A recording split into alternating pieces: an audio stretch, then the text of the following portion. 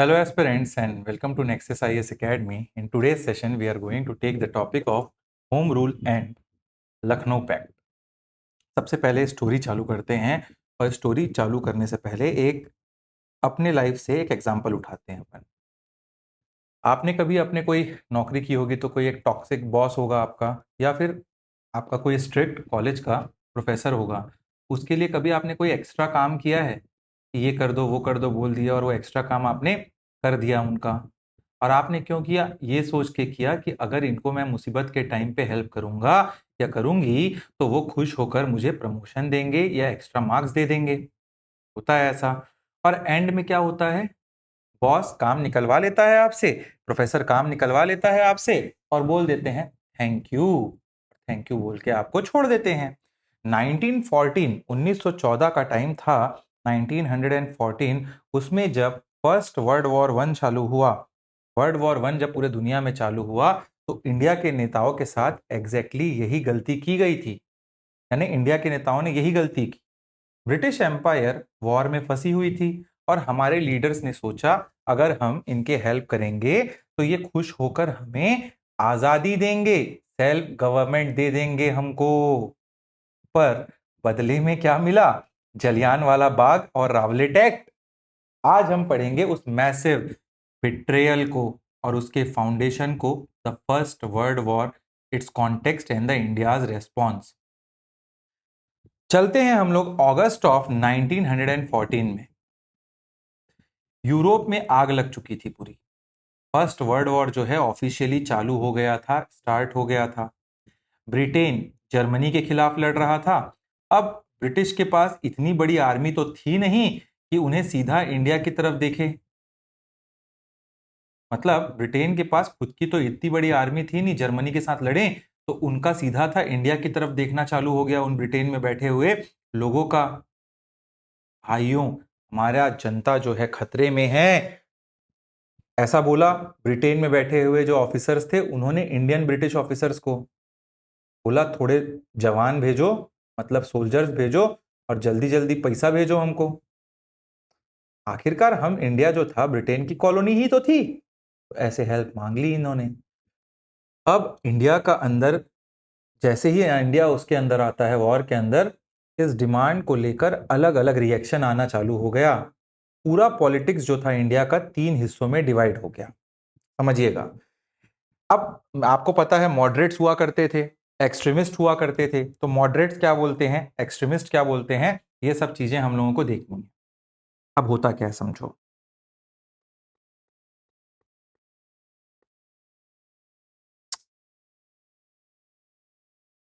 क्या होता है थोड़ा समझने की बात है।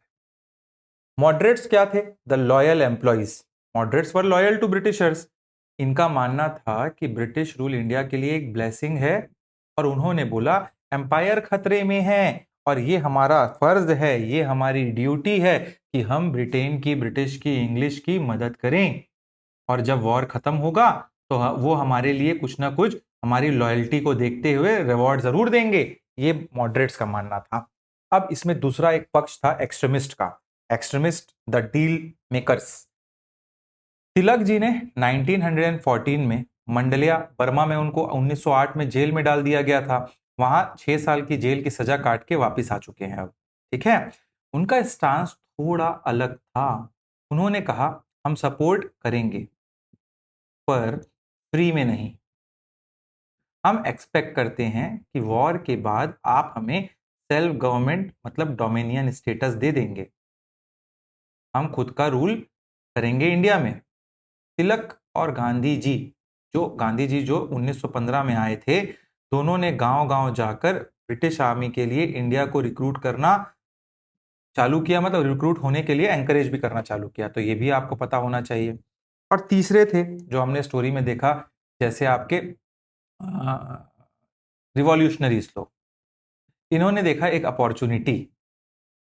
अमेरिका में बैठे थे कौन? गदर पार्टी वाले। बंगाल में बैठे थे क्रांतिकारी लोग। उन्होंने बोला भाई, क्या बोला? भाई, ये पागल हो गए हैं क्या मॉडरेट और एक्सट्रीमिस्ट? दुश्मन वीक है हमारा और ये बेस्ट टाइम है हमारे लिए स्ट्राइक करने के लिए। उनका प्लान जो रिवॉल्यूशनरीज का था वो था कि जब ब्रिटिश आर्मी यूरोप में लड़ाई में वर्ल्ड वॉर में बिजी हो तो इंडिया में 1857 जैसा एक रिवॉल्ट कर दो। हालांकि ब्रिटिश इंटेलिजेंस ने इस प्लान को सक्सेसफुल नहीं होने दिया। ये प्लान रिवॉल्यूशनरीज बना रहे थे। ये भी आपको समझ में आ गया होगा। अब समझते हैं the real impact of world war. देखो ये जो फोटो है ना, इसमें ये ब्रिटिश आर्मी का आदमी जबरदस्ती रिक्रूट कर रहा है, उठा उठा के चलो चलो चलो चलो, पूरे गांव के लोग टेंशन में, इनको वर्ल्ड वॉर में भेजा जा रहा है करके। अब होता क्या है ये समझिए।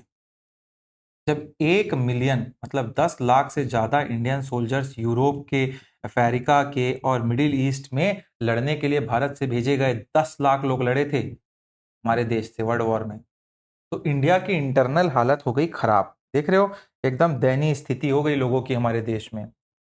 वॉर फ्री में नहीं लड़ी जाती है, याद रखिएगा ना। वॉर के सारे खर्चे जो हुआ करते थे वो इंडिया से ही खर्चे किए जा रहे थे। क्या बोल रहा हूं मैं? वॉर फ्री में नहीं लड़ी जाती।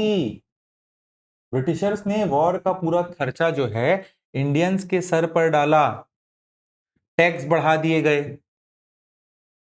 कस्टम ड्यूटीज बढ़ा दी गई, जो एसेंशियल गुड्स थे, खाने कपड़े, उनके प्राइजेस को डबल कर दिया गया।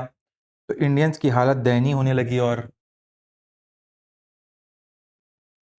पंजाब और अवध के इलाके में, गांव के इलाके में जो ब्रिटिश ऑफिसर्स थे वो जबरदस्ती फोर्स्ड रिक्रूटमेंट करने लगे गांव के लड़कों का। आर्मी में जबरदस्ती ऐसे धर पकड़ के भर्ती की जा रही थी। इससे क्या हो रहा था, किसानों में भयंकर गुस्सा आ रखा था। और जब इंडियन सोल्जर्स ने यूरोप जाकर गोरे जो व्हाइट सोल्जर्स थे उनके साथ कंधे से कंधा मिलाकर लड़ा और उनको मारते हुए या मरते हुए देखा, तो उन्हें उनका रेशियल सुपीरियरिटी का डर खत्म हो गया।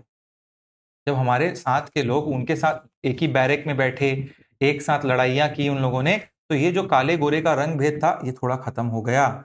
उन्हें रियलाइज हुआ कि भाई इनमें और हमने कोई फर्क थोड़ी न है, हम इनको हरा सकते हैं। तो ये भी एक चीज आपको मालूम होनी चाहिए। बाय 1915 एंड 1916 इंडियंस को समझ आने लगा कि ब्रिटिश जीतने के बाद कोई गिफ्ट नहीं देने वाले हैं हमको, क्योंकि प्राइजेस बढ़ा दिए थे उन लोगों ने चीजों के, टैक्सेस हाई कर दिए थे और इंडिया में फ्रस्ट्रेशन पीक पर था। और इस फ्रस्ट्रेशन को एक नई direction the Annie Besant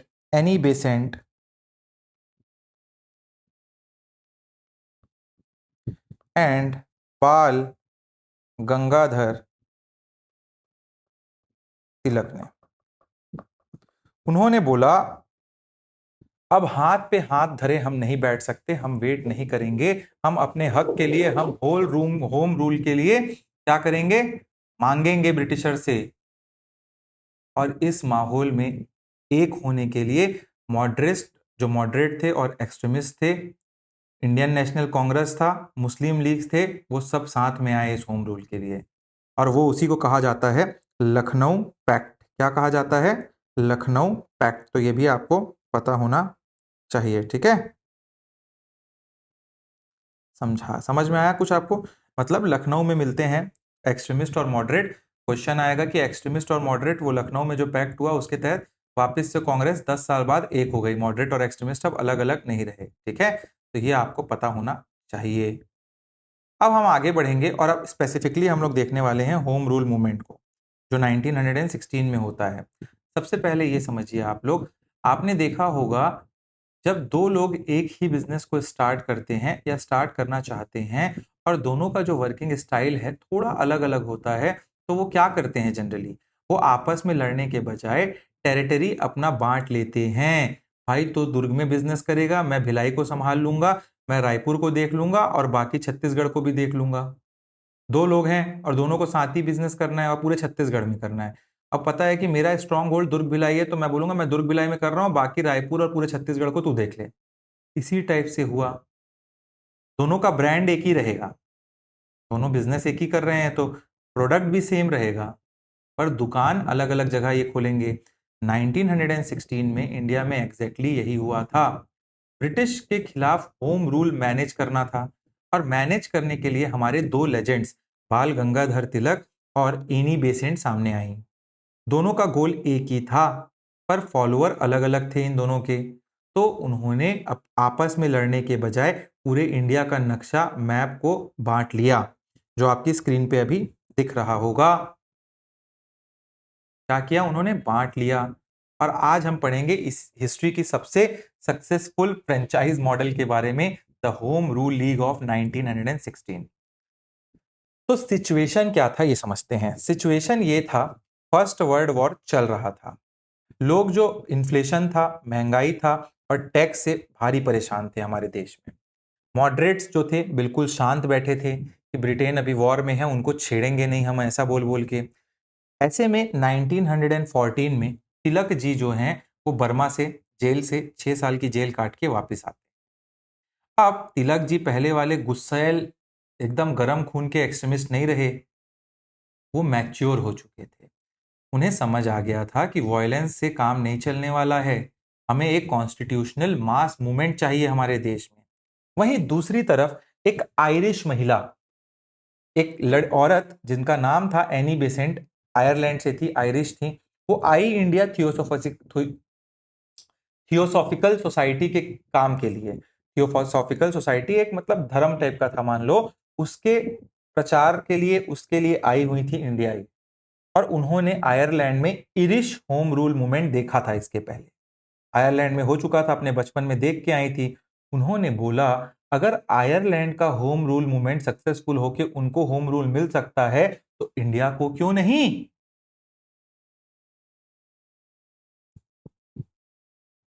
what is home rule? Concept clear कर लीजिए। होम रूल क्या है? इंडिया का गोल कंप्लीट इंडिपेंडेंस, पूर्ण स्वराज अभी 1916 तक नहीं था।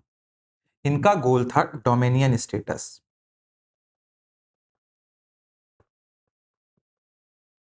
मतलब देश के अंदर का जो लोकल गवर्नेंस है इंडियंस चलाएंगे, पर फॉरेन अफेयर्स और डिफेंस जो है वो ब्रिटिश एम्पायर के पास ही रहेगा। आसान शब्दों में ऐसे बोलो आप, घर हमारा, छत पर ठंडा तुम्हारा। मतलब पूरे देश को हम चलाएंगे, फॉरेन और मिलिट्री ब्रिटेन के पास रहेगा, ये हम मांग कर रहे थे। ठीक है। अब जब गोल एक ही था इन दोनों का, एनी बेसेंट का और बाल गंगाधर तिलक का, तो दो अलग अलग लीग क्यों बनाई जाए इंडिया में? ठीक है। तो the reason was purely strategic. Tilak के फॉलोअर जो थे वो थोड़े से ऑर्थोडॉक्स लोग थे और एग्रेसिव थे। एनी बेसेंट को वो नहीं पसंद करते थे। और बेसेंट के फॉलोअर थे वो तिलक को पसंद नहीं किया करते थे। अगर दोनों एक साथ आते हैं तो काम शुरू होने से पहले ही इंटरनल पॉलिटिक्स में खत्म हो जाता। इसलिए दोनों ने एक अंडरस्टैंडिंग के साथ अपना अपना फ्रेंचाइज, अपनी अपनी टेरिटरीज को बांट लिया। अब स्क्रीन पे आपको जो दिख रहा है भगवा कलर में, वो है सेंट्रल प्रोविंस छत्तीसगढ़, नागपुर, बेरार और पूना, ये महाराष्ट्र वाला इलाका। और पूरा ब्लू में आपको दो इलाके अलग अलग दिख रहे हैं। तो बाल गंगाधर तिलक का जो होम रूल लीग था, द फर्स्ट मूवर बोला जाता है उनको। तिलक ने बाजी पहले मार ली। उन्होंने अपनी होम रूल लीग को अप्रैल 1916 में बेलगांव बेलगांव पुणे में हेडक्वार्टर बनाते हुए वहां से लॉन्च कर दिया। उन्होंने लिमिटेड एरिया चुने अपने लिए जहां उनका सबसे ज्यादा इन्फ्लुएंस था, जैसे महाराष्ट्र, लिख लेना महाराष्ट्र, बॉम्ब, और ध्यान देना इसमें क्लियर लिखना महाराष्ट्र और ब्रैकेट में एक्सक्लूडिंग बॉम्बे। जो बॉम्बे है वो नहीं रहेगा, ठीक है। बॉम्बे जो है सिटी वो एनी बेसेंट के अंदर था।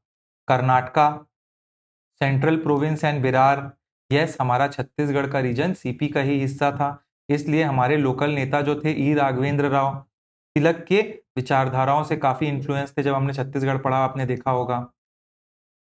इनकी लीग छोटी सी थी, सिर्फ 6 ब्रांचेस थे इनमें, पर बहुत स्ट्रांगली ऑर्गेनाइज थी। इनके 3 क्लियर डिमांड थे तिलक जी के। स्वराज, होम रूल जो है उसको हिंदी में स्वराज बोलते हैं, ठीक है। स्वराज, स्वराज। दूसरा था फॉर्मेशन ऑफ लिंग्विस्टिक स्टेट, भाषा के आधार पर स्टेट बनाने की मांग। और तीसरा था एजुकेशन इन वर्नाकुलर लैंग्वेज, मातृभाषा में एजुकेशन प्रोवाइड करिए। उन्होंने, तिलक जी ने 2 अखबार, न्यूज़पेपर भी क्या किए, छापे और उनका भरपूर यूज किया। एक था मराठा जो इंग्लिश में छपता था, और एक था केसरी, वो हिंदी में मराठी में छपता था। ये बताइए मेरे को, हमारे छत्तीसगढ़ में केसरी का ट्रांसलेशन कौन छापता था? ठीक है, नाम मेरे को व्हाट्सएप करेंगे। तो क्या बोला मैंने? मराठा जो इंग्लिश में छपता था, और केसरी ये मराठी में छपता था। काफी उपयोग किया इन्होंने इस होम रूल लीग में अपने। ये तिलक जी खड़े हैं, होम रूल लीग की बात कर रहे हैं बेलगांव में, आपको पता होना चाहिए। अब आते हैं एनी बेसेंट के ऊपर। अब जो आपका ये वाला इलाका है, ये तिलक जी ये रूल कर रहे हैं, एक्सक्लूडिंग द बॉम्बे। यहां से सिर्फ बॉम्बे नहीं है, याद रखना, ठीक है? बॉम्बे को एकदम अच्छे से याद रखिएगा। एनी बेसेंट का होम रूल लीग जो था पैन इंडिया फ्रेंचाइज था। बेसेंट ने तिलक के लॉन्च होने का वेट किया था और कैंपेन किया, और फाइनली सितंबर 1916 में मद्रास में अपनी लीग को लॉन्च करती हैं एनी बेसेंट। इनकी जो टेरिटरी थी, तिलक ने जो ली थी, उनको छोड़कर पूरा इंडिया इनकी टेरिटरी थी। Rest of the India was with Annie Besant, Besant के अंदर। इसमें बॉम्बे सिटी भी शामिल है। क्यों? क्योंकि बॉम्बे के जो रिच पारसी और गुजराती मॉडरेट्स थे, वो तिलक को पसंद नहीं करते थे। ठीक है, तो ये आपको पता होना चाहिए। इनकी लीग बहुत बड़ी थी। तिलक की लीग 6 ब्रांचेस की थी, इनकी लीग 200 ब्रांचेस की थी। देख रहे हो ना, पूरा यहां से यहां है भाई। तिलक जी का तो इतना ही है। तो एनी बेसेंट 200 ब्रांचेस पे वर्क कर रही थी पूरे के पूरे इंडिया में। इनका ऑर्गेनाइजेशन ऑब्वियसली थोड़ा कमजोर था इतने बड़े देश के लिए। व्हाट्सएप तो और टेलीग्राम तो था नहीं उस टाइम पे। इनका फोकस जो था प्राइमरली इंग्लिश एजुकेटेड यूथ को होम रूल का कंसेप्ट एजुकेट करना था। इन्हीं के साथ जॉर्ज अरुंडेल थे इनके ऑर्गेनाइजिंग सेक्रेटरी, और B.W. वाडिया इनके मेन लीडर हुआ करते थे। तो आपको पता होना चाहिए। इनके पास भी 2 वेपन थे, जैसे मराठा और केशरी थे तिलक के पास। एक था न्यू इंडिया, ये छापती थी, न्यूज़पेपर है ये भी, और कॉमनवेल्थ। तो ये लिख के रखना, सब पूछता है। कॉमनवेल्थ ये एनी बेसेंट के न्यूज़पेपर थे होम रूल के टाइम जो छपे। तो ये आपको पता होना चाहिए।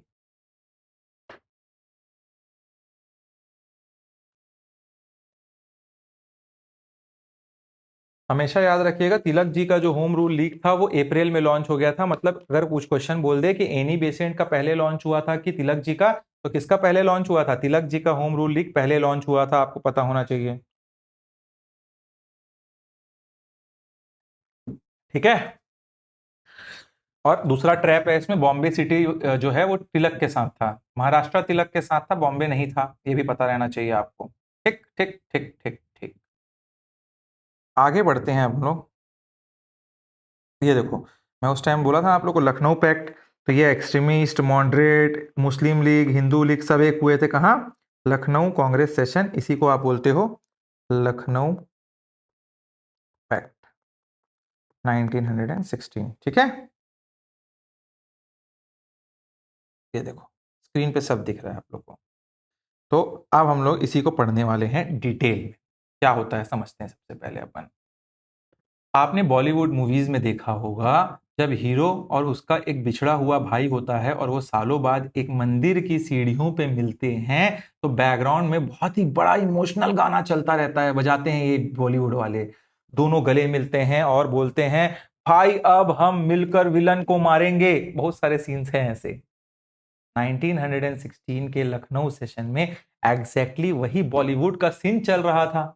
1907 के सूरत स्प्लिट में जो मॉडरेट्स और एक्सट्रीमिस्ट क्या हो रहे थे, जूता पुता फेंक के रास बिहारी घोष के ऊपर अलग हो गए थे, वो 9 साल बाद गले मिल रहे थे। और इतना ही नहीं, इंडियन नेशनल कांग्रेस और मुस्लिम लीग जो एक दूसरे के राइवल हुआ करते थे, उन्होंने भी आपस में हाथ मिला लिया।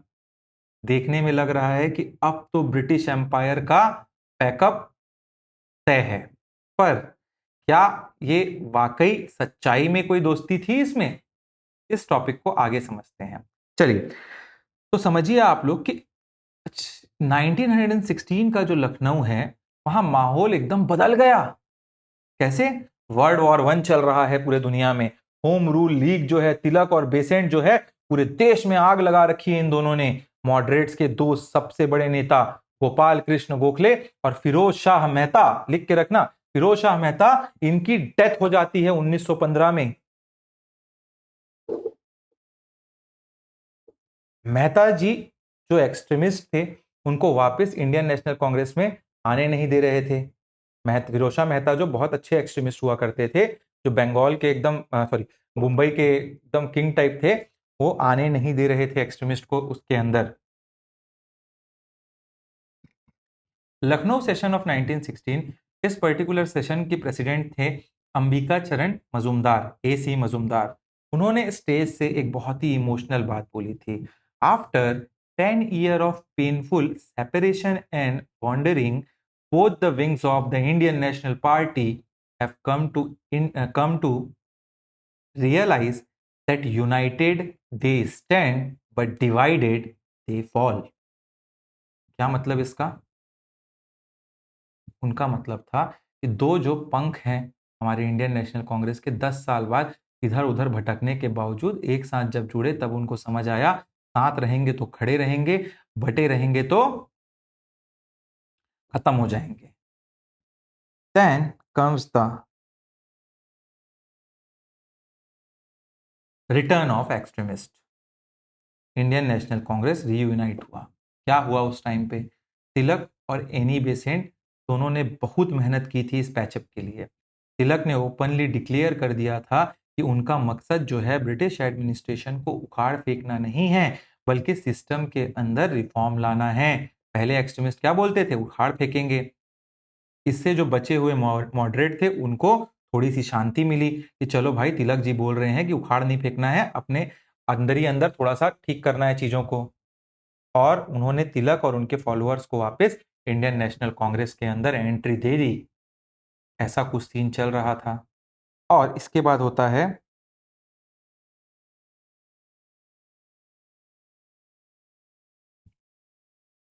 The Lucknow pact. The Lucknow pact, यह आपके स्क्रीन पे दिख रहा होगा, लखनऊ पैक्ट। ये हिस्ट्री का सबसे शॉकिंग अलायंस है, इंडियन नेशनल कांग्रेस और मुस्लिम लीग, इन दोनों का। जो ब्रिटिशर्स ने कांग्रेस को वीक करने के लिए बनाई थी मुस्लिम लीग, वो दोनों एक साथ आ गई। कैसे देखते हैं क्या होता है, थोड़ा सा स्टोरी में चलिए। ग्लोबल रीजन है, इंडिया में नहीं, इंडिया के बाहर कुछ हो रहा है। ब्रिटेन जो है वॉर में था, और ब्रिटेन वॉर में टर्की, जो ओटोमन एम्पायर था, आज का जो टर्की है ओटोमन एम्पायर हुआ करता था, उसके खिलाफ लड़ रहा था। टर्की के जो रूलर हुआ करते थे पूरे दुनिया के मुस्लिम के लीडर होते थे, उनको खलीफा बोला जाता था। क्या बोला जाता था? खलीफा।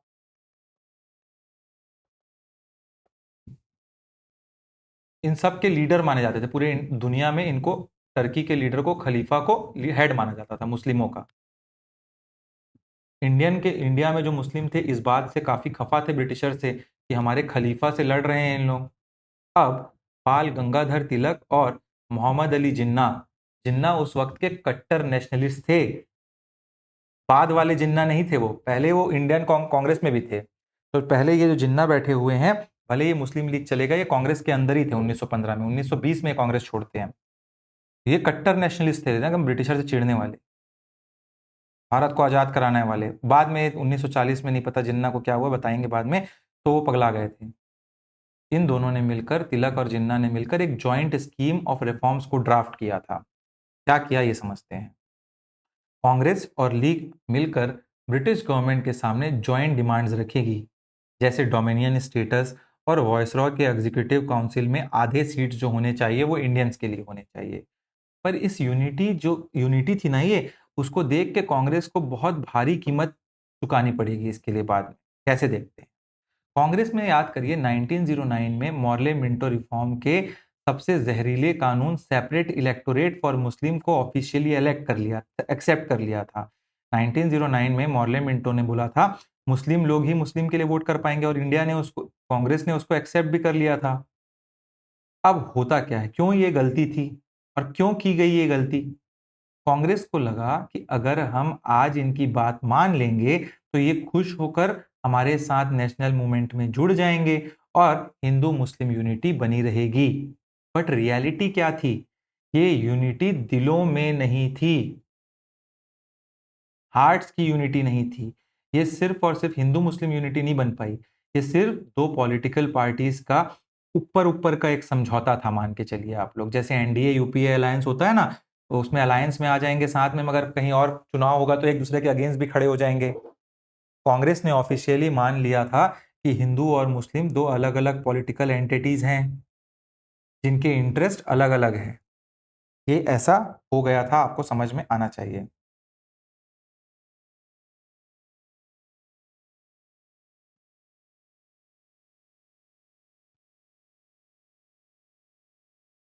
समझ में आया?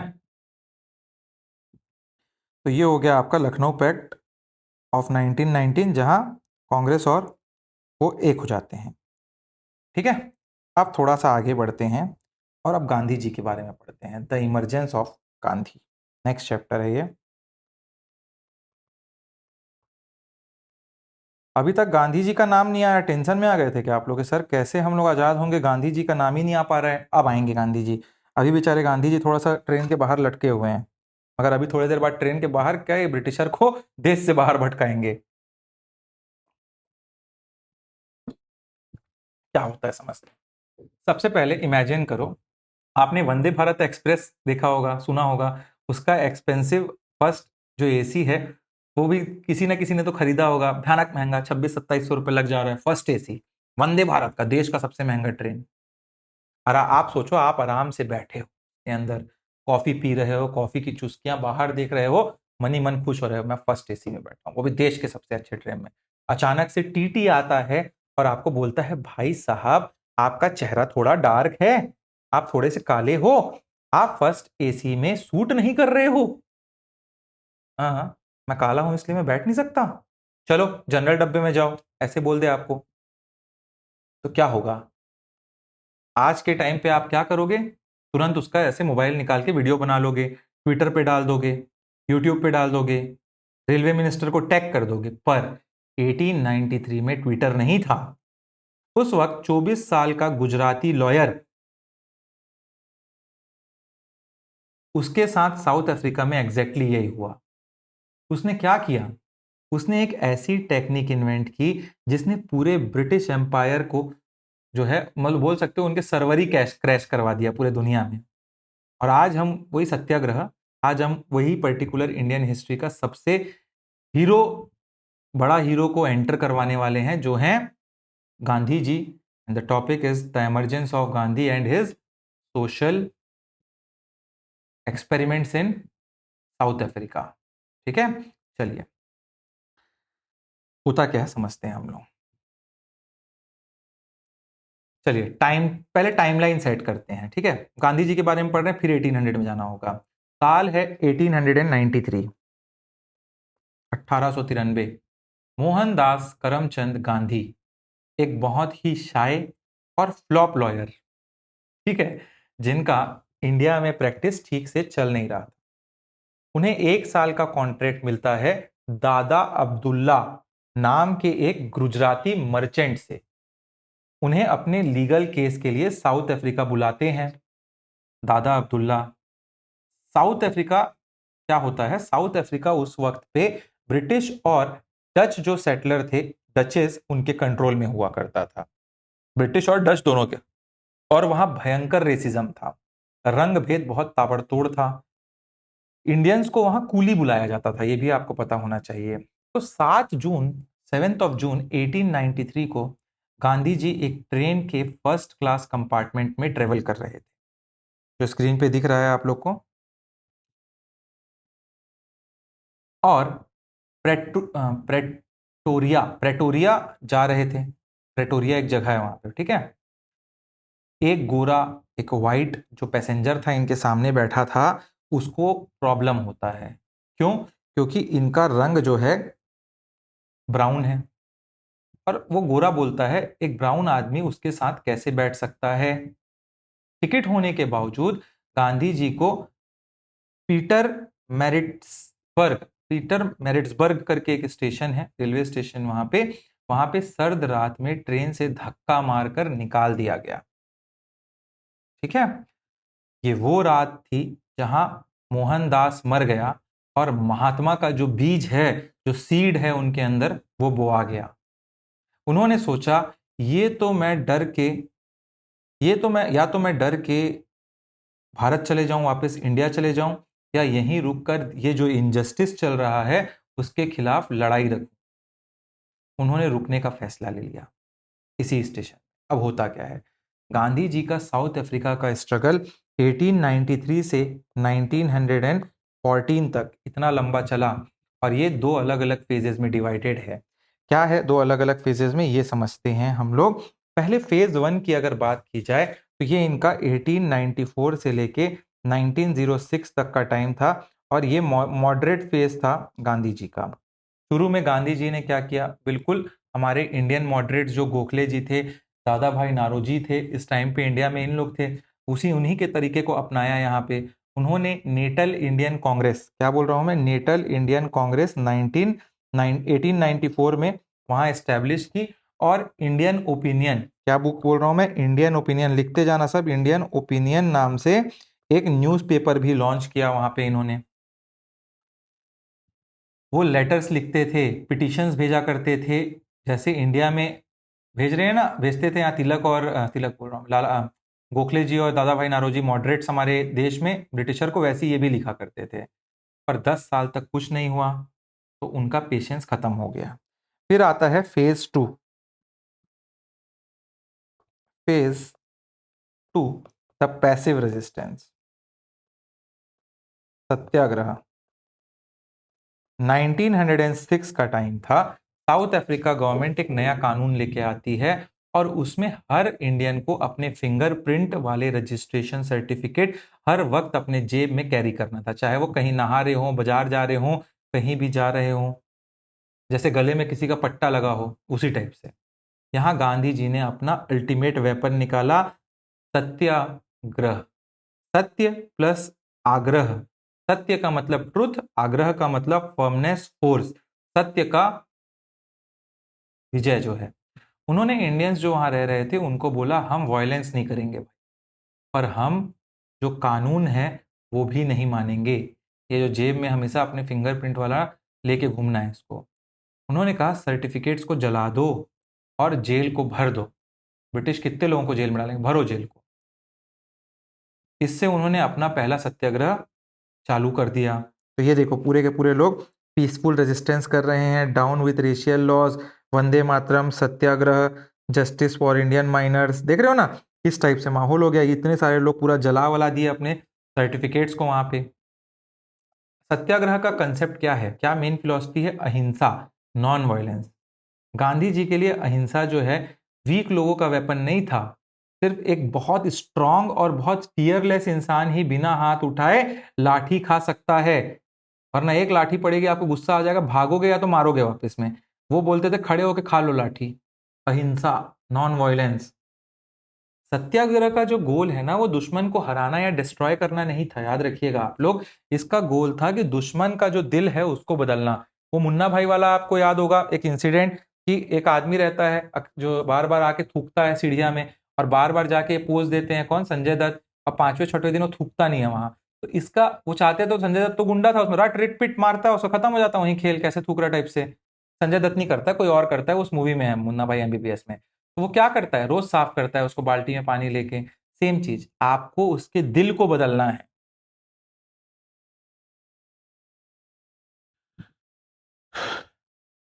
ठीक। और ऐसे स्ट्रॉन्ग फाइटर्स को ट्रेन करने के लिए गांधी जी ने दो कम्युनिटी फार्म्स बनाए थे उस टाइम पे। क्या बनाए थे, दो कम्युनिटी फार्म्स बनाए थे, जो आपको स्क्रीन पे दिख रहा है, ये गांधी जी और ये कम्युनिटी फार्म्स हैं उनके, ठीक है। और इन कम्युनिटी फार्म्स को बोला जाता था फोनिक्स सेटलमेंट। फोनिक्स सेटलमेंट था जो उन्होंने बनवाया था डरबन में 1904 में, ठीक है। और एक आपका था टॉल्स्टॉय फार्म, ये 1910 में बनवाए थे ये, ठीक है।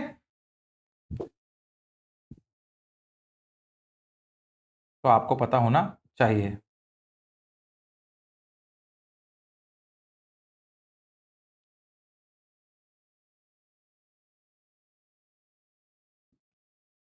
तो जब ये सत्याग्रह चलता है, इंडियन लोग वहां मैरिज नहीं कर सकते, ऐसे भी कानून बना रखे थे इन लोगों ने, तो इन सब के खिलाफ जब रेजिस्टेंस चलता है, जेल भरो आंदोलन चल रहा था, तो एक टाइम आता है वहां, उस टाइम पे जनरल रहते हैं, जनरल स्मट, उनको झुकना पड़ता है और 1914 में ज्यादातर डिस्क्रिमिनेटरी जो लॉ थे, कानून थे, वो वापस ले लिए गए थे। तो ये आप बोल सकते हैं।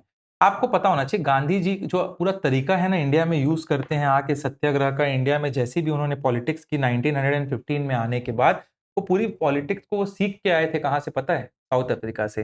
मतलब साउथ अफ्रीका जो था ना वो बीटा टेस्टिंग था गांधी जी का, और वो सक्सेसफुल रहा। तो उनको समझ आया ये काम करता है ब्रिटेन और इनके खिलाफ, यूरोपियन के खिलाफ।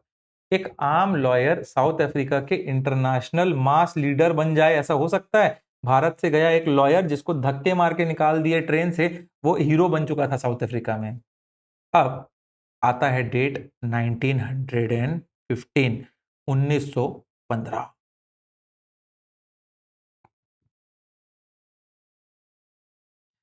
पढ़ने में मजा आ रहा है कि नहीं हिस्ट्री आप लोगों को? ये बताइएगा मेरे को आप लोग मैसेज वैसेज करके, ठीक है? बहुत मेहनत करके मैं आप लोगों के लिए क्लास बनाता हूँ। स्टोरी समझते हैं ये।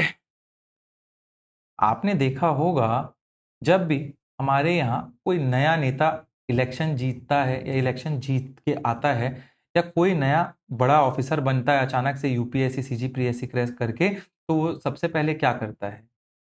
आता है जैसे ही अपने गांव में लंबी लंबी गाड़ियों का कॉन्वॉय निकलता है, धूम धूम से रैली निकलती है, माला पहनाए जाते हैं, और स्ट्रेट स्टेज के ऊपर चढ़कर घंटों तक भाषण देता है फिर वो आदमी।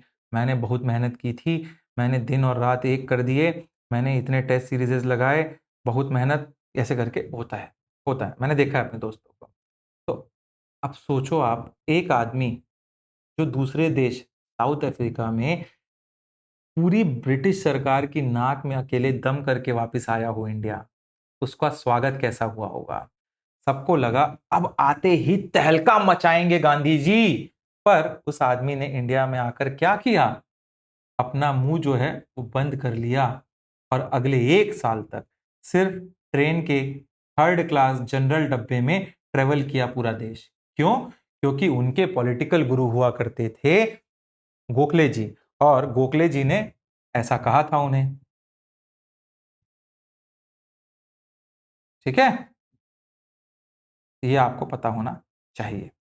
समझा रहा हूं, फिर से समझते हैं क्या होता है। देखिए, डेट था 9 जनवरी, इसी को हम लोग भारतीय प्रवासी दिवस भी मनाते हैं। 1915 प्रवासी भारतीय दिवस, इसी डेट में गांधी जी के अराइवल के चक्कर में, क्योंकि गांधी जी एक एनआरआई थे उस टाइम, और एनआरआई आया हमारे देश में, तो उसी लिए प्रवासी भारतीय दिवस एनआरआई डे मनाया जाता है 9 जनवरी को, याद रखिएगा आप लोग। 45 साल के मोहनदास करमचंद गांधी अपनी वाइफ कस्तूरबा बाई के साथ बॉम्बे के अपोलो बंदरगाह में, पोर्ट में उतरे। ये आपको देखो, उतरे ये किससे उतरे? शिप से उतरे। भारी दिक्कत ब्रिटिशर्स को, हमको भारी खुशी। वो कोई आम इंसान नहीं थे। साउथ अफ्रीका में उनकी कामयाबी, उनकी कहानियां सुन सुनकर इंडिया पहले से इस सुपरस्टार के लिए बहुत ज्यादा फैन हो रखा था, और इंडिया में वो वैसे ही बहुत बड़े सुपरस्टार बन रखे थे आने के पहले ही। अब होता क्या है ये थोड़ा समझते हैं हम लोग। गांधी जी के मेंटर हुआ करते थे और उनके पॉलिटिकल गुरु हुआ करते थे Gopal Krishna Gokhale, the legendary moderate leader. Gokhale ji जानते थे कि गांधी जी के अंदर आग है, फायर है, पर वो ये भी जानते थे कि गांधी 20 साल से इंडिया से बाहर रह रहे हैं, 1893 से लेके 1914 तक। तो गोखले ने उन्हें एक स्ट्रिक्ट इंस्ट्रक्शन दिया, कान खुले रखना पर मुंह बंद रखना।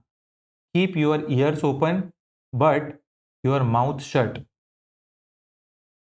गोखले जी ने उनसे प्रॉमिस लिया कि अगले एक साल तक गांधी जी इंडिया के किसी भी पॉलिटिकल मूवमेंट, जैसे होम रूल मूवमेंट, किसी भी मूवमेंट का हिस्सा नहीं बनेंगे, कोई भाषण नहीं देंगे, और सिर्फ इंडिया को ट्रेवल करके उसको समझेंगे पहले तो।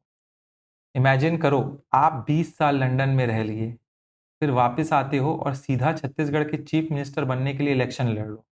लोग बोलेंगे भाई तू पहले दुर्ग, भिलाई, रायपुर, बस्तर और सरगुजा, जसपुर के सड़कों को तो देख ले, मुद्दे तो समझ लोगों के। Gokhale was basically telling Gandhi to understand the ground reality before trying to become a leader. Gandhi ji ने गोखले जी की बात मानी, और उन्होंने कोई फर्स्ट क्लास सेकंड क्लास नहीं, कोई वीआईपी कैरियज नहीं, एक पोटली बांधे और थर्ड क्लास कंपार्टमेंट में पूरे देश को घूमने निकल गए। देखो थर्ड क्लास कंपार्टमेंट है ये वाला, जनरल डिब्बा, सोने का भी जगह नहीं है इसमें, ये आपको पता होना चाहिए। Why did this tour achieve, what did this tour achieved, मतलब गांधी जी को क्या मिला इससे? इस एक साल के भारत दर्शन से गांधी जी का पूरा जो आइडियोलॉजी था वो बदल गया। कैसे समझते हैं? उन्होंने जब पूरे देश को घूमे तो वहां पे इलाइट और मासेस के बीच में वो डिस्कनेक्ट देखे। उन्होंने देखा कि कांग्रेस अभी भी सिर्फ लॉयर्स, जमींदार और पढ़े लिखे जो इंग्लिश स्पीकिंग बाबू हैं उन्हीं का एक क्लब है, मान के चलो। इनका गांव के किसान जो थे या फैक्ट्री वर्कर से कोई कनेक्शन नहीं है, गांधी जी ने ये देखा। इसके बाद ये आइडेंटिफाइड द पुअर्स, उन्होंने उनको रियलाइज हुआ कि आम इंडियन बहुत गरीब है, और अगर आम आदमी को मूवमेंट में हमको जोड़ना है तो लीडर को आम आदमी जैसा दिखना पड़ेगा और जीना भी पड़ेगा। इसलिए उन्होंने धीरे धीरे अपना जो वेस्टर्न सूट बूट पहन के घूमते थे गांधी जी उस टाइम पे, वो सब छोड़ दिया और ट्रेडिशनल इंडियन अटायर, देखो इंडियन अटायर में आ गए वो पूरा का पूरा। ठीक है, तो ये आपको पता होना चाहिए। वेस्टर्न कपड़ों को त्याग दिए और आखिर में तो बाद में तो सिर्फ ये अपने आइकॉनिक धोती में ही बस थे, धोती बस पहनते थे, ऊपर भी कुछ नहीं पहनते थे। ठीक है, तो ये भी पता होना चाहिए आपको। जब तिलक और एनी बेसेंट ने होम रूल लीग चलाई तो गांधी जी ना उसमें शामिल हुए, ना उन्होंने शामिल होने से मना कर दी, नहीं मतलब शामिल ही नहीं हुए, उन्होंने मना कर दिया। उनका मानना था कि अभी आम जनता इन कॉन्स्टिट्यूशनल बातों के लिए तैयार ही नहीं है हमारे देश में, और इनको इस टाइप का एजिटेशन पसंद भी नहीं था। तो ऐसा कुछ माहौल रहा गांधी जी के आने के बाद, आपको पता होना चाहिए। ठीक है, वेरी इंपॉर्टेंट थिंग।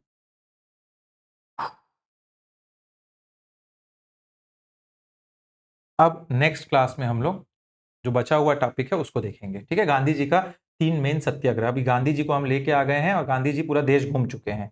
अब हम लोग नेक्स्ट क्लास में अगला टॉपिक को पढ़ेंगे। चलिए तो मिलते हैं नेक्स्ट क्लास में guys. Till then keep revise, अच्छे से नोट्स को पढ़िएगा। ठीक है, कुछ डाउट हुआ तो do contact me and keep smiling. Thank you for watching the classes.